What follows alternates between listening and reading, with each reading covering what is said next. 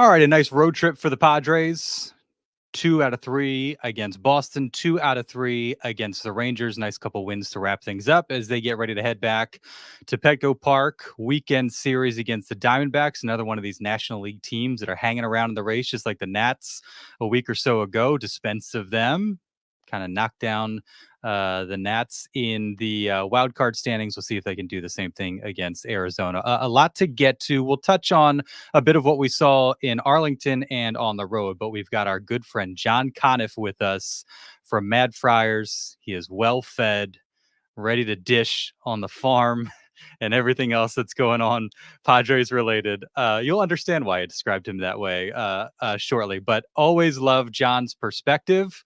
And so we'll talk to him about what's going on in the minor league system. And obviously that has an impact on what happens at the trade deadline, which is coming up. What should the philosophy be? Who might be some of the pieces that could be attractive?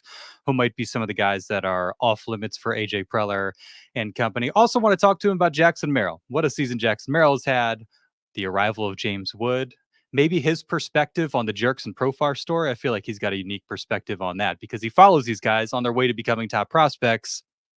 And then everybody's path is different once they get to the big. So a lot to discuss with John Conniff, and always love having him on. So excited to do that. Couple business keeping items. We will have another live pod. It's a shame that John's stay in San Diego will be over by the time we're doing that. But July 25th, our tour de OGs continues. It will not be at Mission Valley.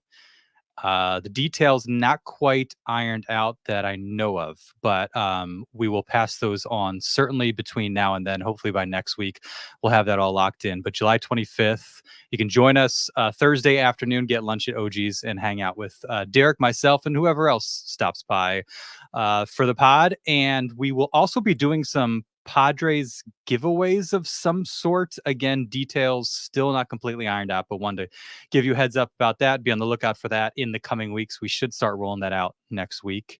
And good way to get involved with that, I believe, get in on the chat. So that's all I can say for now. But again, hopefully we'll have more next week. Thanks to OGs. Thanks for all they do for the On Fire podcast and the NBC7 sports team.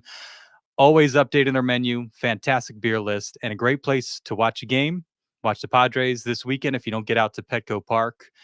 Maybe you watch the Nathan's hot dog eating contest there this afternoon. What else do we have going on? NBA and NHL is over. Wimbledon, and of course the Olympics coming up as well. So thanks to OGs. And without further ado, the walk-up music.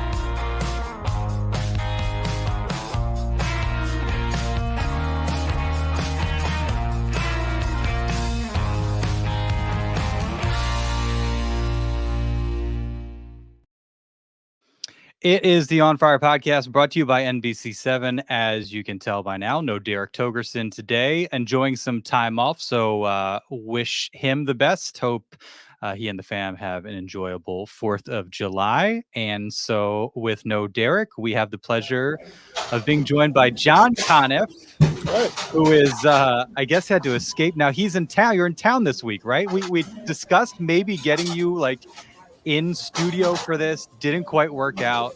Right. Having some family time, internet not a little spottier with the in-laws than it is in the basement in DC where we usually find you. It is where my wife usually banishes me. Yes, down in the basement. So I had to go to a fairly empty Panera in Mare Mesa until OG's builds up one in Mare Mesa. Then I'll go out to their auxiliary studio out there. But yes, I'm in San Diego and I leave on Saturday, so I'll try to go see the Padres on Friday, and I've been to a couple of Storm games, and I'm sure we'll chat about that. No doubt. And I appreciate you taking some time from the vacation and from family time to hang out with us. Always enjoy your company. If everyone's spending time with their family and they're bringing up politics or past misdeeds, put your headphones on and just smiling, and Darren will help you out for the next hour or so. I don't know. Some of these conversations about the Padres and the trade deadline and prospect hugging can be Yes. just as contentious as religion and politics and all that. They have been. I was on Ben and Woods, and I talked to one of the anti-prospect huggers in chief, and Stephen Woods, and we had a good time. So I always like talking to Steve quite a bit. He's a great guy. He is. And you have been doing a bit of a San Diego media tour this week since you've been Yes. around. Yeah, it was with Jonathan Rifkin, and had heard the bad news on Darren Smith, who I've been a big fan of, and he's always been nice enough to have us on his show. So I think we'll let Darren say more what does go on, but we all hope nothing but the best for Darren. He's a great guy. No, absolutely, and hated to hear that news, like so many others. From where I sit, and in my time here, the preeminent sports voice in San Diego. Yes. Just does a phenomenal job, and so incredibly good at what he does and what he's done with that show, and just really valued his perspective and expertise and honesty on the Padres and all things San Diego sports. And so just what an enormous loss that is. For those of us in the San Diego sports community, fans, what have you. I know personally, like I've told Darren this, I go in around like 2:30, 3 o'clock each day. And so as I'm getting ready for work or driving in, like it was so great having, and there's obviously other, voices in San Diego that offer so much. I mean, there's so many in town, but I always enjoyed listening to Darren during that time as I was kind of getting myself ready, my brain in gear to go to work. And so, there will of course be others that I can listen to from that standpoint, but I just so valued having the opportunity to do that through Darren and all that I learned and time that I enjoyed listening to him. So sad to hear that news, and I'm sure you would have loved to hang out with him this week because I know he loved having you on as well. Yeah, he's a great guy. I mean, there's not many people who have, I think, as much were as intelligent, I think, as Darren is, and had a really good sense of humor about it too. So I think one time I was on there, he lost a bet to me, and I went to Arizona State, and he had to say for a week, and he did. He kept his word. Anytime we talk about Arizona State, it'd say the academic and athletic powerhouse that is Arizona State University. So I'll always remember him for saying that. A little bit of fiction, though. Well, you sort of teed me up for one of the topics that we're going to get to today, because you mentioned losing a bet. And can't spend too much time on this, but this has been referenced on the podcast time and time again. And your infamous and ill-conceived bet about the Padres having one of the youngsters on their opening day roster, which, like, from the very first day of spring training was obvious that was going to happen. I don't know. I think I'm kind of a wild man. I'm thinking before someone plays a major league game in center field, they might want to have one or two, maybe just one in the minor leagues. And so I think that was kind of the bet. But yes, I did take Eric and Danny out for Sichuan food, and they were upset that the game wasn't on while they were gobbling down Dan noodles and tofu and all that. But yeah, we had a great time, and the bill wasn't actually that bad. Though Rick did show me your text, which was lovely, and that make sure it hurts the old man. So I thought that was really a classy move, Darren. That's love language, John. You know what that is. Yeah, I did. Eric thought about that as he was ordering dessert. Yeah, so he was pretty good. You expected it to put a hurting on you a little bit, and it sounds like they took it easy on you. So all things considered, you got out of it all right. But glad to know that you have paid up, and I'm very excited to find out what harebrained wager you pose next year, because that doesn't seem to be your strong suit, John. Well, last year, I think the year before, I said, man, signing Xander Bogaerts doesn't seem like a really good move, and I was told I was an idiot on that. So obviously that's turned out great. And then I thought maybe C.J. Abrams, after 44 games in the minor leagues, might not be ready for a position on the major league team. So that was a bad one. So, we'll see. I think probably the one next year will be Ethan Salas will be the opening day catcher. And Eric kind of liked that bet. He thinks that's a pretty good one, because Ethan's hitting about under 200 in Fort Wayne right now. So I think that would be, to use your words, one of those harebrained bets that I would put out. That's an interesting one. Opening day roster versus opening day, starting catcher. There's a little, that could go a couple different ways. Sure. And especially this year, like the catcher position has been, whereas in the past, it's like, is anybody going to kind of take hold of the spot? Mhm. Now with Higashioka, now with Luis Campusano coming around a little bit, there's a little bit less of a clear, obvious path for Ethan Salas. Now, if you think peak Ethan Salas, if he reaches his potential, then it's an obvious choice. But based on where he might be at, that stage in his development, it might not be so clear cut. So that's an interesting, Well, interesting one. I was out in Fort Wayne in June, and I did see him for about, I think, 3 games. And I thought he looked a little different than when I was on with you, I think, when we were raving about Ethan Salas, before he came to Elsinore and all that. The big difference I noticed was it seems like he's putting a little more pressure on himself, and he was, not quite swinging at the strikes he wanted to, and some by the pitchers. He kind of was down in a hole. And they've really clamped down on the media access to him. Fort Wayne is probably the only affiliate city left with a newspaper that covers the team on a daily basis. And Ethan wasn't available for any interviews to us or to the Fort Wayne media, and they did one at the very beginning with him. And, I think he's okay with it. I think there was maybe a little too hype, and which all of us gladly participated in. It was a lot of fun, too. But a lot of the underlying stats are pretty good. John Nolan, the Tin Caps announcer, will talk about he has a pretty good high on-base percentage, which is good. Just the hit tool and the power have not been there, and the catching doesn't quite look as crisp as it did in the year before. But you always kind of got to go back to he would be a senior in a Florida high school right now, and the consensus #1 overall pick. So I think we all need to just slow it down. We all would have loved to have seen a 19-year-old starting at Petco, but I'm just not sure that's going to quite happen that quickly. And there was a lot made of his development and the way he kind of quickly, I don't know if I should say progressed or was moved up. Rushed is another word, yes. Rushed is another word. Yeah.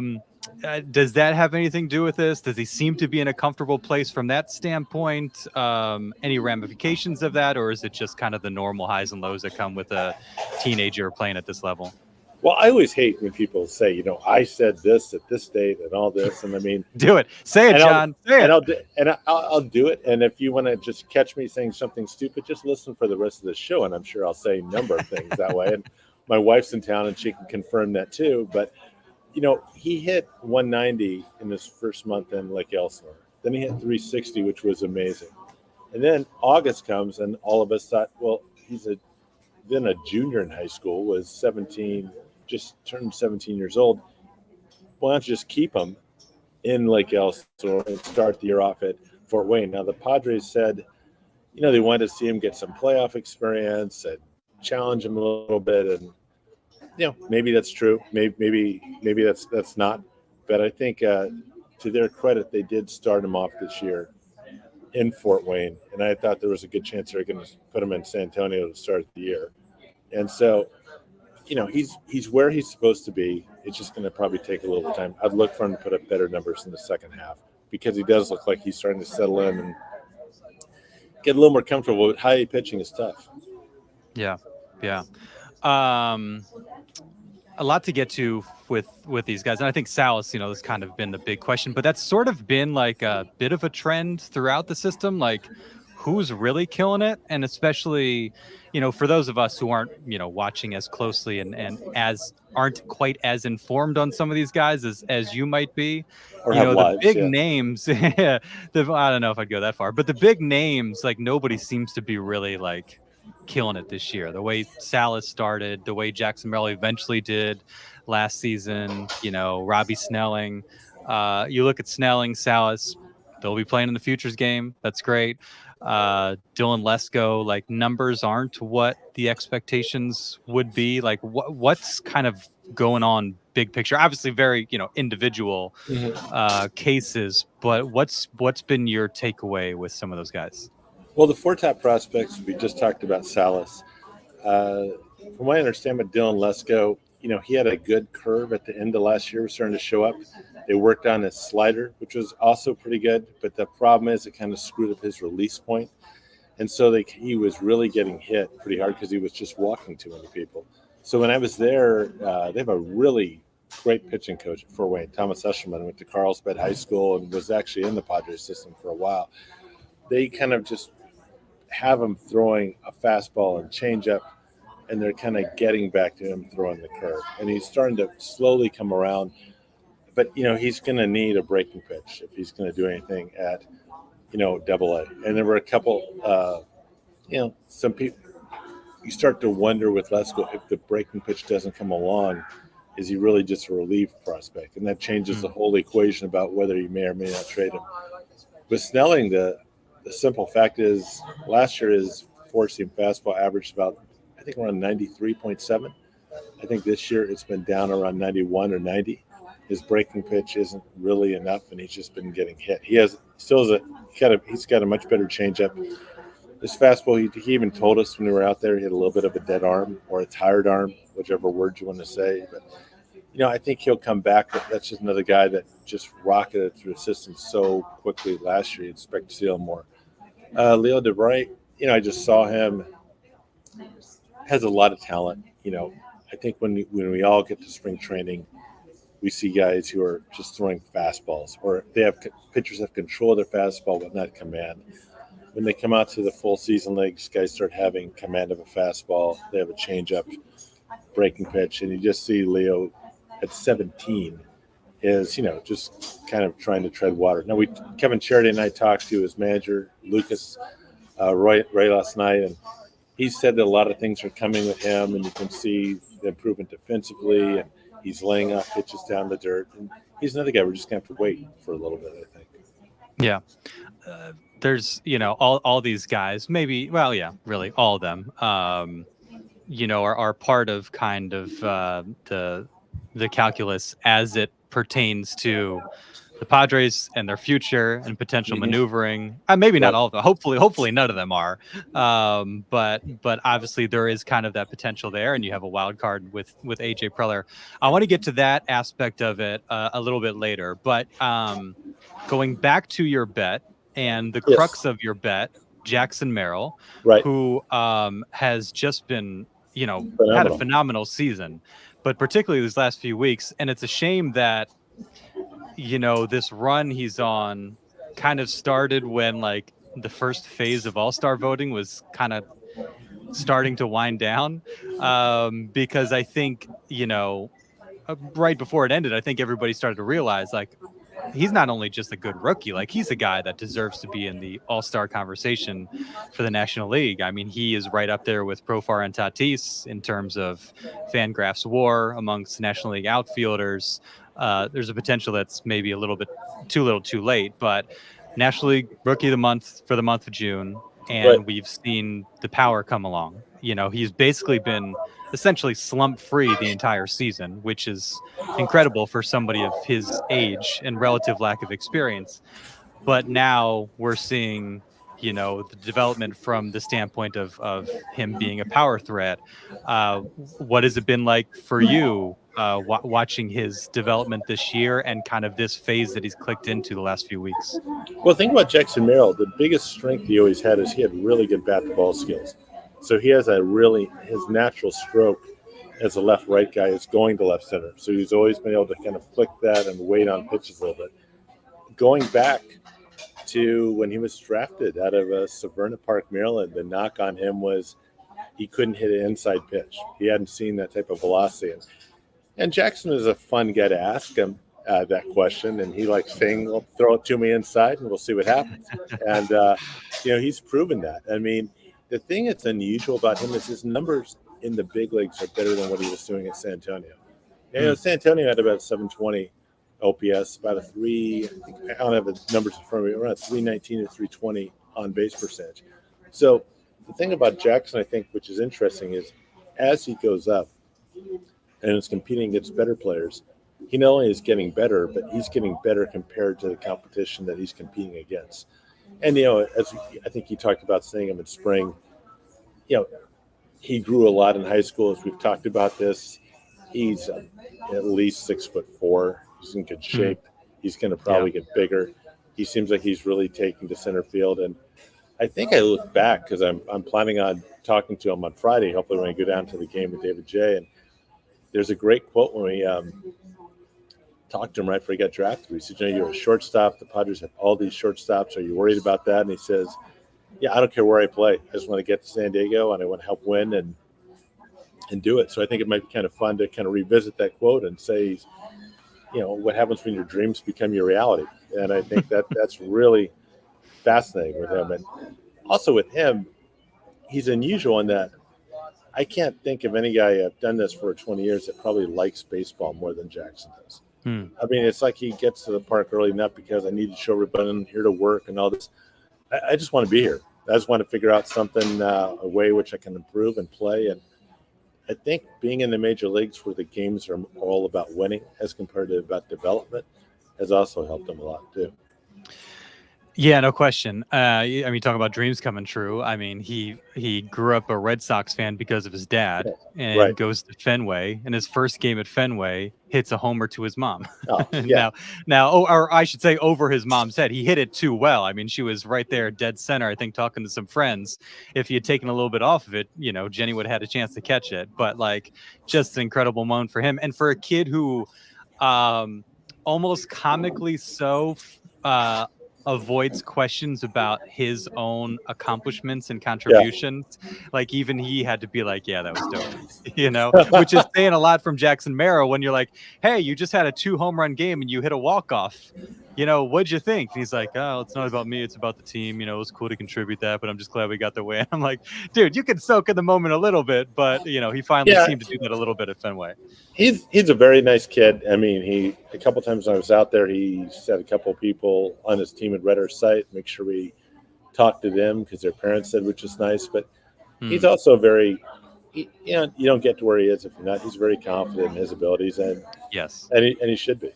I think that the scary thing is, I mean, guys like you would have been running with this. Is if James Wood was still here, they both were playing on the same Maryland AAU team, and that would have been just. I mean, I can't even imagine how many stories would come out about them being 14 and growing up together and all that.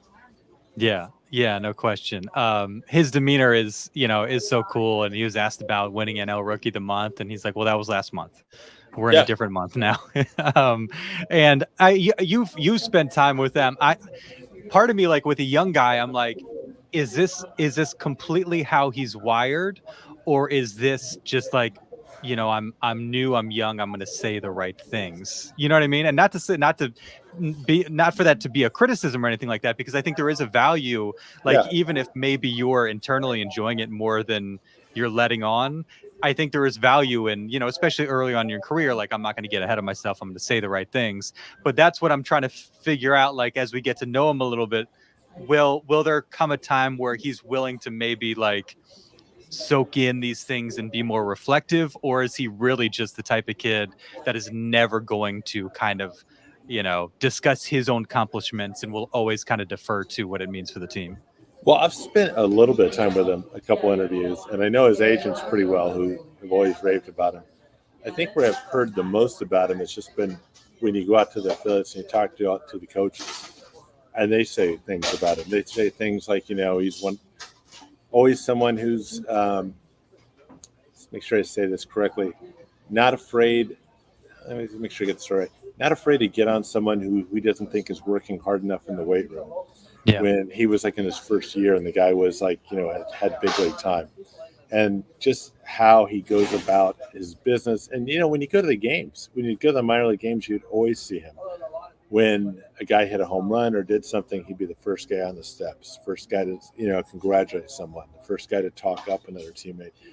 And, I think that was at, I heard that from Eric Jung, his manager at Lake Elsinore. You hear that from Jonathan Matthews, his manager at Fort Wayne. You'd hear that from the staff at Luke Montz at San Antonio. And so those guys, much more than me, spent a lot of time with him. And they had nothing but really positive things to say. So, we'll see. But, I mean, so far it's been just an amazing story because, all joking aside about the bed and all this is I just don't think most people can adjust that quick and make those types of adjustments that he does on a major league level, kind of pretty much since Fernando Tatis. And maybe that's kind of a way in which AJ Preller looks at it. Like, we talked about rankings a long time back about if you're looking at ceiling or you're looking at guys who are going to make it. If you're looking, I'm going to definitely keep the superstars. You kind of throw them up and they will figure it out. Most people don't. Like a guy who's really good, but he's struggled this year in El Paso has been Graham Pauley. And this guy we were talking about in spring training and hit even less time than Jackson in AA. And you can see kind of the jump kind of hurt him a little bit. There's just kind of gaps in kind of what he was supposed to kind of pick up and do. And it's kind of hurt it going into his confidence a little bit right now. Yeah. And it will be interesting with Merrill, like as you've seen kind of a bit of the leadership standpoint, just in terms of him kind of getting fired up and being enthusiastic and just the way he plays, but how that evolves as he has more time with the club and as there are young guys that kind of come up, how much he starts to, flex some of those leadership type muscles where, with players that maybe he feels a bit more comfortable getting into a little bit. The crew that he has now, like, it's not necessary and it'd probably be a little bit awkward if he did it, because these guys are pros, they're veterans, they know how to go about their business. But that's another aspect of Jackson Merrill that'll be really interesting to see evolve, is like that portion of his leadership, and like how often are we seeing him in the dugout having to deliver a hard message or getting after guys a little bit. He was, when I saw it, he could deliver a hard, to his credit, both his parents were teachers, he could deliver a hard message in kind of a very positive way. And, the one thing about him too is no one's looking at him like, hey, you're saying one thing and doing another. I mean, that guy plays as hard as anybody. I think we've seen a number of games where they're up by 7 runs and you see Jackson out there diving for a ball in center field. And that's the only way he knows how to play. I mean, and you would see him grinding out at bats at Lake Elsinore when I was out here a couple of years ago. It was just fun to watch. Yeah. You mentioned James Wood. Yes. There's been a lot that have gotten away. Do you look at him as like the one that got away? Yeah, I don't think that was that big a reach when I took a look at an athletic, highly skilled baseball 6'7" guy and thought, man, he might be good. But the Padres knew that, and I think the best line, to go back to our friend Darren Smith, he had Jim Bowden on the show, and right after they made the Soto trade, he said, look, Padres never won a World Series. This is the best shot to do it. And if they don't do it in 3 years, you're going to have to sit there and watch James Wood be an all-star and a potential superstar. But that's the risk you take. And as someone who, when my family moved here in 1976, and I was a Padre fan, I think I had about 11 years old, and my team has won a grand total of 1 World Series game. Not title, 1. I mean, I think, I would have been on board to say I get 1 World Series title for 10 years of crap. Because you had to do that trade. I mean, you can't. I think you evaluate a trade if you look at the information and facts you had at the time, then you do it. Now, some of my friends at the affiliate in San Antonio who would have liked to seen James Wood play for the Missions and win a Texas League title, they can have a bit of a different take or perspective on that. Yeah, no doubt. And it is a little bit similar to a bullpen decision or a send at third. It works out. You're like, genius. What a great call. Donovan Solano gets thrown out at home, and they're like, well, probably not the best idea. Or, like I thought Daniel Robert... De Los Santos or Wandy Peralta blows up. You're like, why'd they put that guy in there? We do tend to hindsight all these decisions, and nobody was really worried about Juan Soto in October of 2022.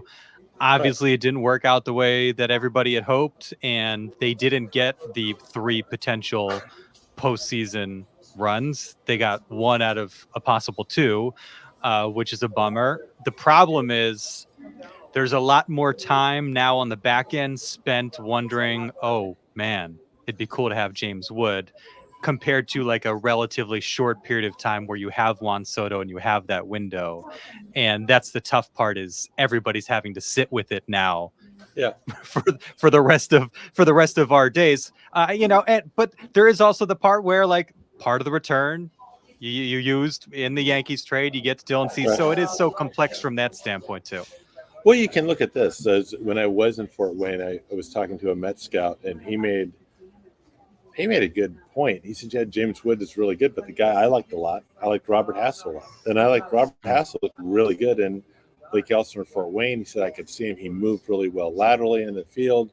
I thought he had elite bat ball skills, and now, I'm not sure Hassel's going to be a big league player. I mean, he doesn't have really that much power. He's an okay center fielder. He's not something you can put there every day. And he can kind of go back at the Joe Musgrove trade. The big guy in that deal was Hudson Head. Hudson, I think, is in either his third or fourth year at high A.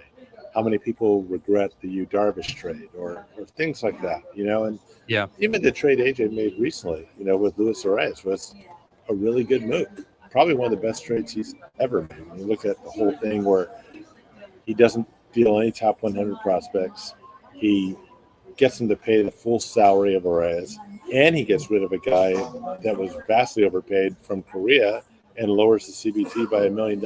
I mean, that's a nice deal. Yeah. And if you take out the Juan Soto trade, who are you really missing? Like David Bednar? Like, it might have been nice to have David Bednar for a year or two. Ty France, certainly once the DH rolled around, Ty France would have been a really useful player. But for the volume of these deals, you could look at Cal Quantrill, you could look at Josh Naylor, certainly that Clevenger deal, but that is now, of course, the Matt Waldron trade. So, there haven't been a ton of examples of guys that, like, man, it really stings not having that guy, because a lot of these highly touted types, for one reason or the other, just haven't kind of progressed the way I think a lot of people expected. Well, my biggest criticism on AJ Preller hasn't been on his trades. It's been on the free agent signings or some of the extensions. And, one thing I think all of us are really happy on our radio appearances and even coming on here is, I think one thing people get upset and when they talk prospects is we always talk about reporting. This is what they're doing now. This is what they need to do to get to the next level and the next, and then we can see it in the major leagues.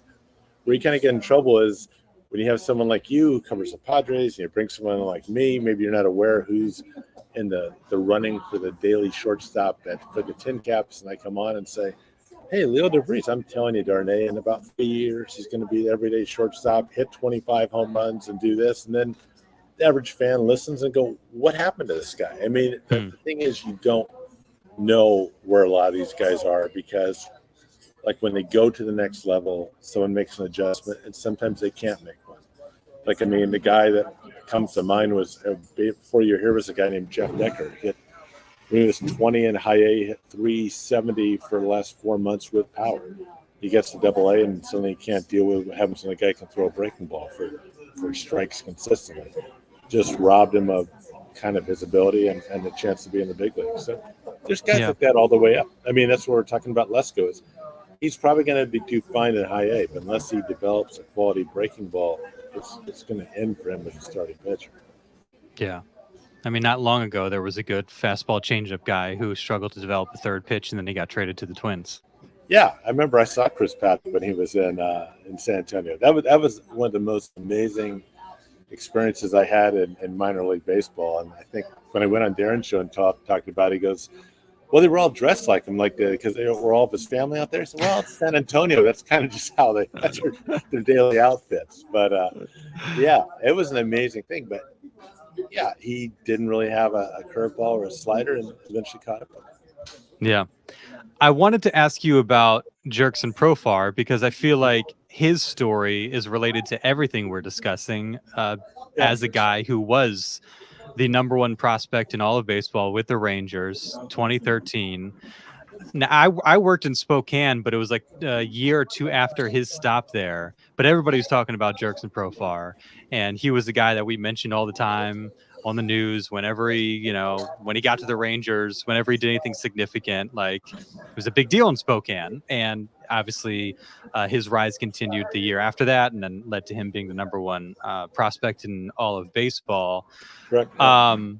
And again, his story, his career arc, not what was expected of a guy of that ilk. Bounced around a little bit, had some injuries, had the shoulder, had the yips at one point with Oakland.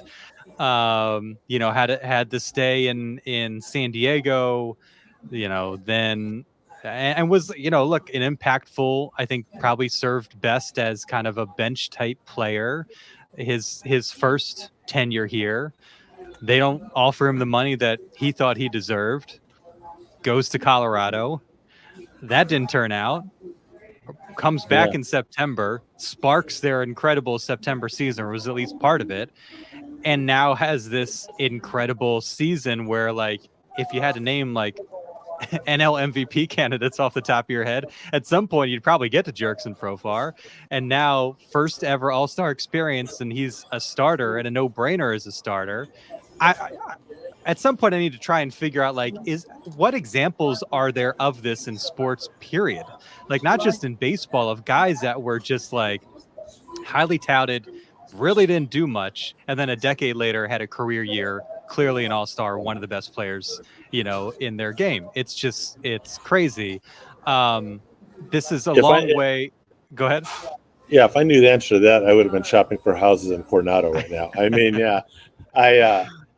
it's hard, and I think the big thing is just how comfortable it feels. I think that's a really big thing with baseball, and as you know, I'm a big sabermetric guy. I like the further quantification of that. I think it's great, but there's some things that you can't just quantify about if someone feels comfortable, if they feel like they're in the right environment. And I think you brought up on one of your podcasts with Derek, is you look at his numbers that he has in San Diego in the major leagues, they're far better than anything he has anywhere else.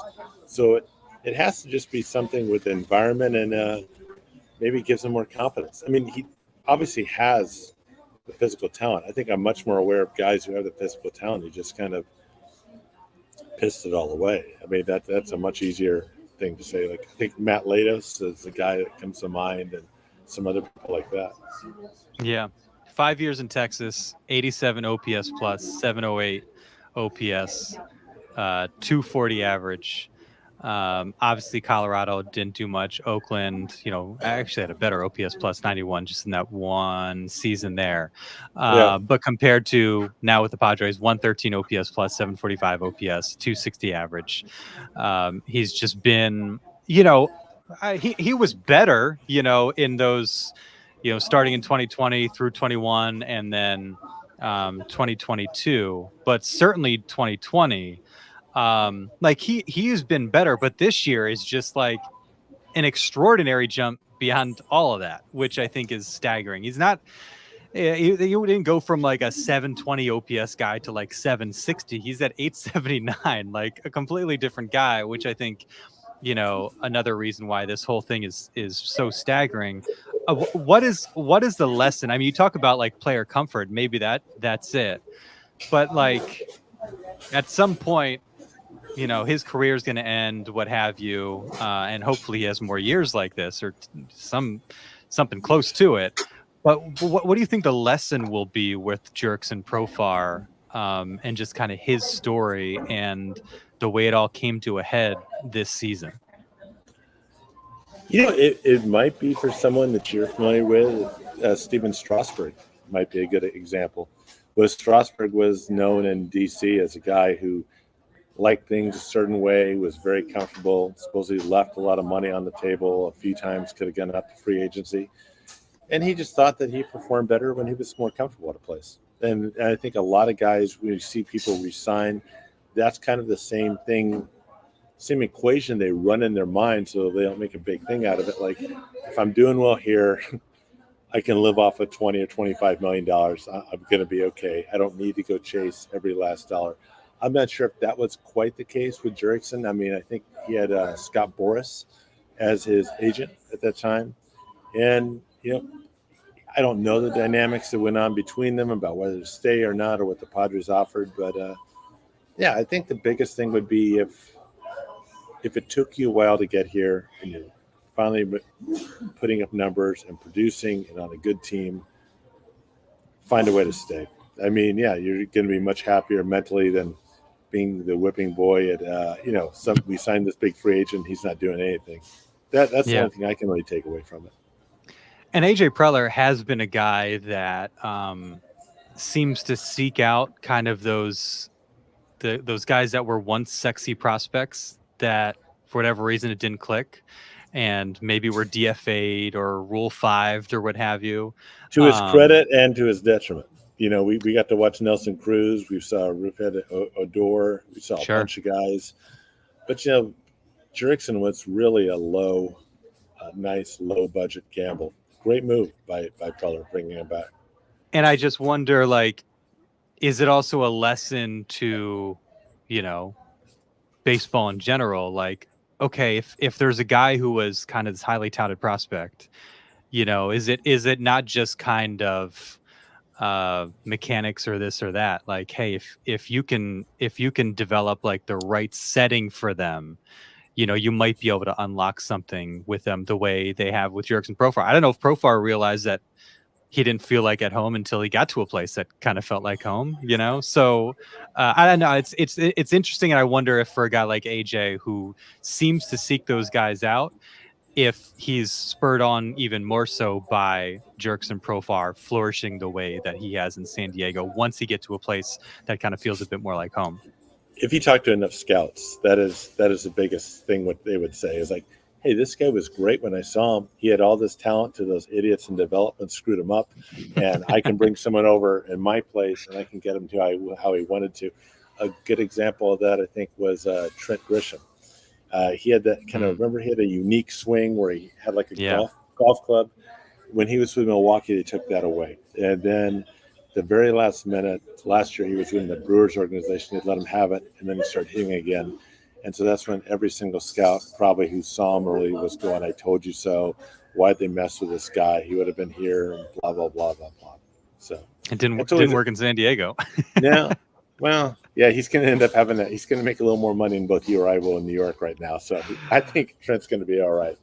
Not if he has defensive gaffes like the one he had today. I don't know if you saw that, but wasn't his best effort for a guy that usually. Now Trent could get a little casual from time to time in center field. It seemed like kind of one of those types of instances. We've hit on a lot of what I've wanted to hit on, and I think the portion of this conversation that maybe will have the greatest legs is the portion that we teased. Looking back to the farm, what should the outlook be for AJ Preller for the trade deadline, given the pieces that are available? And I think part of the question is, what are the Padres looking for? How aggressive do they need to be? I'd think obviously a Juan Soto type deal, no. Dylan Cease or Luis Arise, even at that level, I think that's kind of where the fan base is like, do we even need to take that aggressive of swing at this point?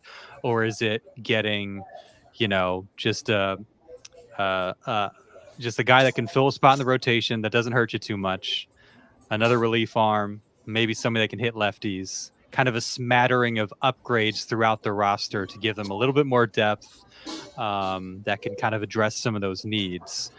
Before we get to kind of the specifics of how it impacts the farm, as you sit here today, what do you think? And we know these questions about AJ Preller, what should he, what will he, are very, very, the answers are very, very different. But as you sit here, like, what do you think the approach should be at the deadline when there's been talk about Garrett Crochet and, even Luis Robert and all these other guys that kind of come up? How aggressive should they be? How pressing are the needs for this club? Well, one, AJ doesn't consult me, even though I'm in town. I was hurt. He hasn't called me up and asked me about what I thought. But anyhow, I would look at it this way as a Padre fan. With everybody else is, they made two really good moves in getting Cease and Arias. That was kind of like an early trade move, which was a smart move, I think, by Preller to get these guys, help them bank wins, and they gave up guys the best guys they gave up were on the fringes of the top 100. And there's always a difference between, look at it this way, is, the Padres, to be in the top, Padres have about 165 guys in the minor league system, 180 when you include on who are injured or that. So to be in the top 20 is an amazing accomplishment. But then within the top 20, you really have to break it down to who's in the top 100 prospects. So we talked about that earlier with the big four prospects. The Padres pretty much in both the Cease and Arias trades avoided cutting into that. They traded some top 20 guys who are good players, but, a lot of things would have had to go right for people like Martorella or Marcy or, even Iriarte, who I liked a lot, or Thorpe to kind of make it. The Thorpe and Iriarte trades were pretty, that they used up a lot of capital. So for what they have left, unless those guys are going out and seeing something like we just talked about, maybe their internal scouts are going, I don't think Lesko is going to be a full-time starter. So I think we sell high on him. I'm not saying they think that. I'm saying if they did or they could. Or somebody might think that way on, Salas or that guy. They could make the deal. But if they like them as much as they claim publicly to like all those guys, there just isn't a lot left. Maybe you could put together a package with Mazer or Brandon Valenzuela as a switching catcher in San Antonio is doing really well. I'd be reluctant because two of the better stories in the lower minors has been Jagger Haynes, a left-hander at Fort Wayne, and Isaiah Lowe, a right-hander at Elsinore. And AJ knows with these long-term deals, he's going to need some cost-controlled players coming up in the future, especially for pitchers. So I would be I don't think Crochet or Roberts, they have the capital. I think that exceeds the credit card limit, how I would say on that one. I think they might be able to get someone, but you start getting someone who kind of helps around the edges, you're going to really hurt. If a guy like Jagger Haynes comes through and makes it, you could be talking about a pretty good number 3 or number 4 starter, and that's really valuable. And so you would be fairly, and I think for myself, Salas and DeVries, I think, okay, they really shouldn't go anywhere, those two. That would seem to apply to Snelling and Lesko as well. Like, what would your level of shock be if any of those guys?